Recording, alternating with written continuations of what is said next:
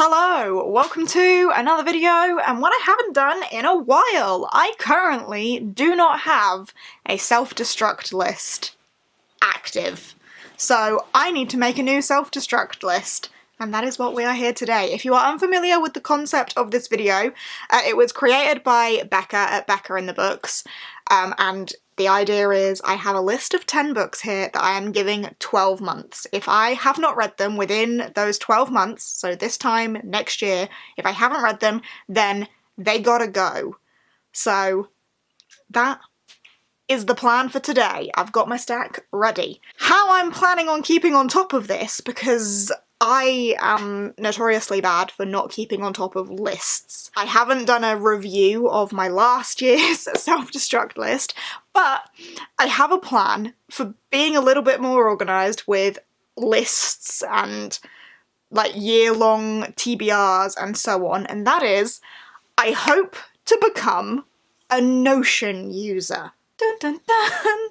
I have seen so many people love Notion and use it for every aspect of their life, so I have decided that I would like to become a Notion user, and I'm gonna keep track of all of my lists of books, and I'm also gonna use it to maybe keep track of my wedding planning and all sorts like that. But in order to become a Notion user, I need to learn how to become a Notion user. So I have been taking a Skillshare class. Thank you very much to Skillshare for sponsoring this video. If you aren't familiar with Skillshare, Skillshare is an online learning platform with many classes for you to pick from photography, illustration, UX design, Notion, productivity, marketing, all sorts. And if you're not sure where to start with learning a new skill, they also have learning paths, which are like a collection of classes that have been put together to take you from the absolute beginnings to being a pro at that skill, and that is what I have been doing with Notion. Let me pull up the class because I can't remember what it's called. Supercharge Your Productivity with Notion is the learning path that I've been taking. I am a good way into the first class on that one, which is Notion for Beginners, Build a Life Dashboard for Personal Productivity, and I tell you, I have already learned an awful lot. Considering I had never even touched Notion before in the past, I'm very impressed with my progress.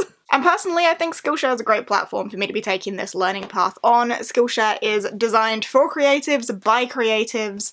Their classes are all pre-vetted, you know you're getting good quality content, they're trusted by thousands of their members, and I think this summer is the perfect time for me to invest in myself a little bit. You know, I'm planning a wedding, I need to be on top of things. Now's the perfect time for me to be learning how to create this personal dashboard, and Notion as a platform seems like the perfect place for me to do that, so thanks to Skillshare, I'm learning how to do that for myself.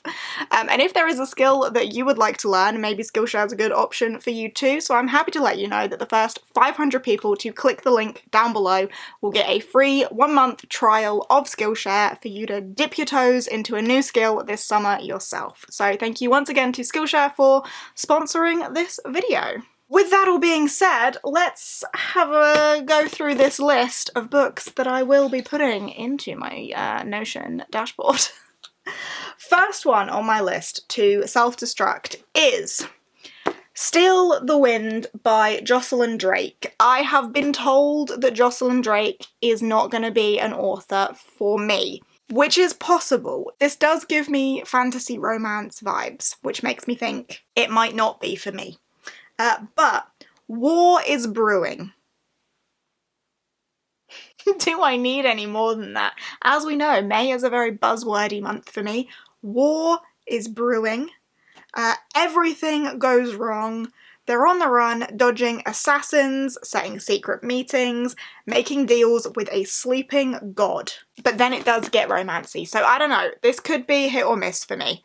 But I have specifically been told that Jocelyn Drake is not going to be an author that I'm going to gel with, but I would still like to give it a go. It might surprise me, I don't know. So, cracking off with this one. Next on my list is The Black Tongue Thief by Christopher Buehlman, which may be a surprising one because this, I think, is one that I'm going to really enjoy if I pick it up again being the key point there. I picked this one up a while back, but I picked it up in audiobook format and I did not get along with the narrator, and then I put it down because I didn't get along with the narrator. I didn't pick it up physically because at that time I needed an audiobook, so I just put it down and have not picked it back up again. And I think I need a little push to pick this one back up again physically, not audibly, because I know I don't get on with that. So hopefully this is that little push. If I remember correctly, I mean, the title does have the word thief in it, but I remember it being about a thief. Kinch-Nashannock owes the Takers Guild a small fortune for his education as a thief, which includes lockpicking, knife fighting, wall scaling, fall breaking, lie weaving, trap making, and a few small magics. His debt has driven him to lie in wait by the Old Forest Road, planning to rob the next traveller. But today, Kinch-Nashannock has picked the wrong mark. Galva is a knight, a survivor of the brutal Goblin Wars, and a handmaiden of the Goddess of Death. This is so buzzwordy for me. I'm not going to continue reading the blurb out loud to you, but so buzzwordy to me. We've got the thief, we've got the Goddess of Death, and a thief clearly doing something wrong. I have heard good things about this one. I just need this push to really pick it up. So it's on the list. You got 12 months. Next up, I have When Women Were Dragons by Kelly Barnhill. This is one that I feel has been on my TBR for ages. So again, I need that push to just pick it up. Also, I have the audiobook of this and have just not yet picked it up. It is a beautiful, beautiful book. Do I actually know what it's about? I don't think I do, but I have read from Kelly Barnhill before, and what I have read from Kelly Barnhill admittedly has been middle grade, but I have enjoyed. In a world where girls and women are taught to be quiet, the dragon inside them are about to be set free and nothing will ever be the same again. Oh, okay, I kind of expected this to not be as fantastical as the blurb immediately makes me think. Hundreds of thousands of ordinary women sprout wings, scales, and talons and take to the skies in a blaze of fire and fury. Is that metaphorical? I got the vibe it was metaphorical, and it was going to be women becoming metaphorical dragons and taking power. 8-year-old Alex is one of those left behind, and no one will talk about what happened. Was it imagined? Alex grows into a fiercely independent teenager. She must face the consequences of the mass dragoning. This has actually made me more intrigued about this, because I'm not sure what to make from that blurb, which is a good thing, because if I'm more intrigued about it, I'm more likely to pick it up in the next 12 months. Whether dragons be metaphorical or not, go girls. Next up on my list, I have Seven Faceless Saints by M.K. Lobb. This is one that I really should have read by now. This was on my April TBR. There were many chances in April where I could have picked this one up. I put it on there because it's a Fairy Loot one that's quite short, and I need to get through some of my book box books. And I still didn't get to it in April. And I think if I don't get to this one in the next year, I am never going to, so it's going on this list. Again, do I know anything about it? If you're new to my channel, little segue here. If you're new to my channel, hi, my name's Jade. I read off vibe. Cover vibe, author vibe. Just generally, does the first few lines of the blurb mention my buzzwords? Do I ever know anything really about a book that I'm picking up? No. So whenever I make videos about books I haven't read, I just do really badly at that. Apologies. There's a brutal killer. Oh, that's right, this had like the murder mystery element. There's a corrupt system. Our female main character wants justice for her father who was murdered, and then our male main character is the captain of some security. A disciple is murdered. Roz and Damien team up to hunt the killer. Oh, and the love they once shared. They will uncover corruption and conspiracies that will bring darkness and chaos to the streets of their home. So sounds like a romance element in there as well. But also murder. I love that. Next up, we have got The Daughter of Dr. Moreau by Silvia Moreno Garcia. I have read a few things from Silvia Moreno Garcia currently. I have read Mexican Gothic, Gods of Jade and Shadow, and Certain Dark Things. They're about there on my shelf. This is the only one by Silvia Moreno Garcia that I have not yet read, but her books have been very, up and down. Gods of Jade and Shadow I absolutely loved. Certain Dark Things was alright.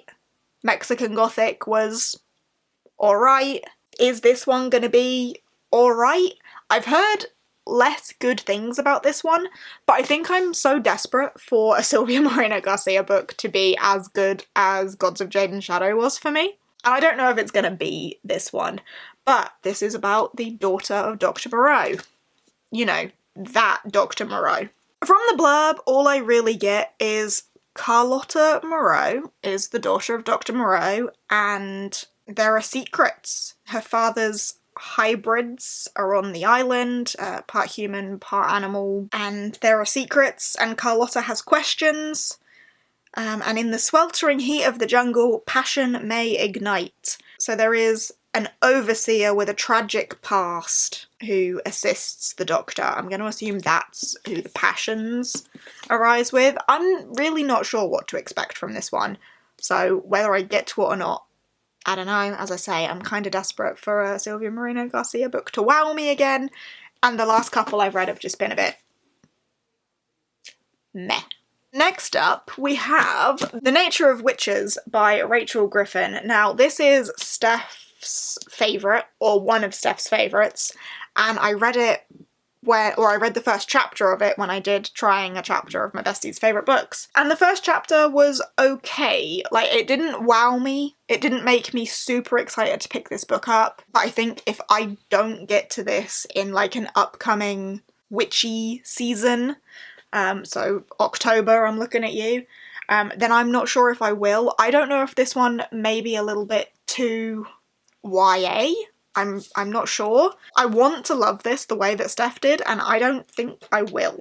The witches in this world have, like, elemental abilities, and they control climate, and climate change is a thing that is, like, affecting their magic, or their magic is affecting climate change one way or the other. And Clara has a rare magic that is tied to every season. That's it, it's seasonal magic, not elemental, my mistake. Oh, losing the person she loves the most for her rare power. Yeah, I don't know. Maybe I'll give it a go in witchy season, but I need to put a deadline on it, otherwise I'll hold on to it forever. Next up, I have Son of Blood and Ruin by Merrily Lars? Maybe? This one, in all honesty, I just picked out a random fairy loot book and was like, yeah, you will do. Did I know anything about it when I picked it off the shelf? No. And I think that's kind of the point I needed to make on that shelf. I have an awful lot of books over there that I don't really know a lot about, so I'm not excited for them, and they end up sitting there for a long time until I unhaul them because I don't know anything. So I just picked one out and was like, yeah, you... let's have 12 months to read you. Then I opened it, and we've got some sort of, like, Zorro-esque thing going on here. There is a masked hero, a sorceress with a blade, and I'm assuming that's who we've got here. So, people know of this hero as Pantera, but that is not her only name. To all who know her, Leonora is a glittering jewel of court promised to the heir of the Spanish throne. So, like, princess, masked hero, sorceress with a blade, and that immediately just piqued my interest. So I'm actually a lot more interested in this one than I was when it was just sat on my shelf. I am kind of tempted to try and get to this one soon, whilst that interest is piqued. Shocking, right? And then I also have Curse of Saints by Kate Drames. This is the naked fairy loot version because I hated the dust jacket from that, so I just took it off and got rid of it. Because under the dust jacket, it's quite pretty, but the dust jacket was not pretty. This I now can't tell you what it's about because I don't have the dust jacket, so I don't have the blurb. But I know the regular cover has like a wolf on it, but the dust jacket had like a woman all in black. I'm sure she had like a sword or something, so badass girl, maybe. But I have just bad feelings towards this book purely based on the fact that I hate the dust jacket that came on this edition so much, and I think the ombre is not great. So my bad feelings to this book are all based on the cosmetics of it. I don't like how it looks, therefore it makes me feel a bit like, I don't want to pick that up. So I'm not picking it up. It could be really good, I don't know. I don't even know what it's about anymore though, so it's on the list. We will see what happens. But I don't like it. I don't like it. And then our last couple, I have pulled some off the middle grade shelf because I do think I need to purge my middle grade shelf a little bit more. So I've just pulled a couple off there. I have gone for The Stormkeeper's Island by Catherine Doyle. I think I've been holding on to this one because Catherine Doyle is such a big name, and I've thought therefore that I absolutely have to read this, and it's not one that's been calling to me. But as a massive name in middle grade, maybe that means it would be really good and a good way for me to reignite some of that love for middle grade. I don't know. So it's going on this list. I love the shiny foiled edge of this. Magical in every way. Do I know anything about it? Once in a generation, the island chooses a new Stormkeeper to wield its power and keep its magic safe from enemies. The time has come for Finn's grandfather, a secretive, eccentric old man, to step down. Soon a new keeper will rise, but deep underground, someone has been waiting for Finn. As the battle to become the island's next champion rages, more sinister magic is waking up, intent on rekindling an ancient war. Nothing about that screams unique, exciting middle grade to me.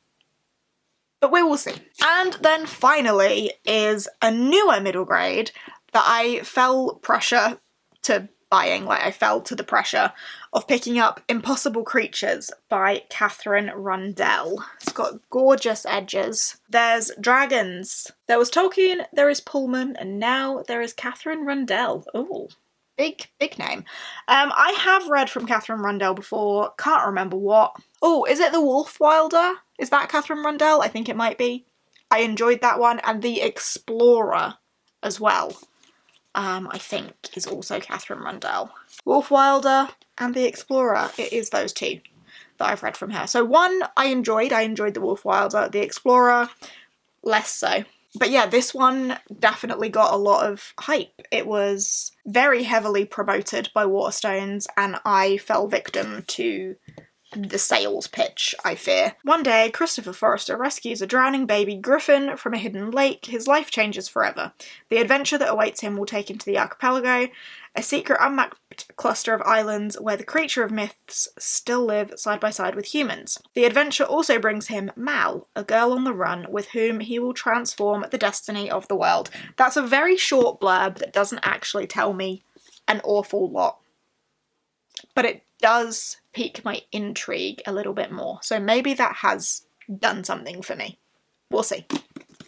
And there is my list. There are the 10 books that will self-destruct if I do not read them in 12 months.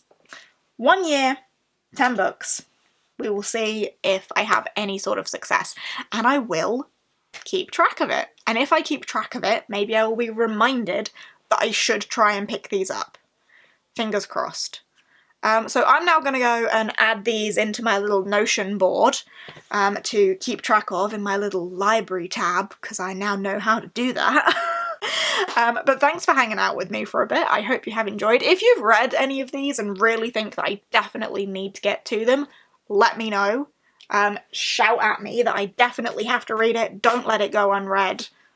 But otherwise, I shall see you in whatever comes next. Bye!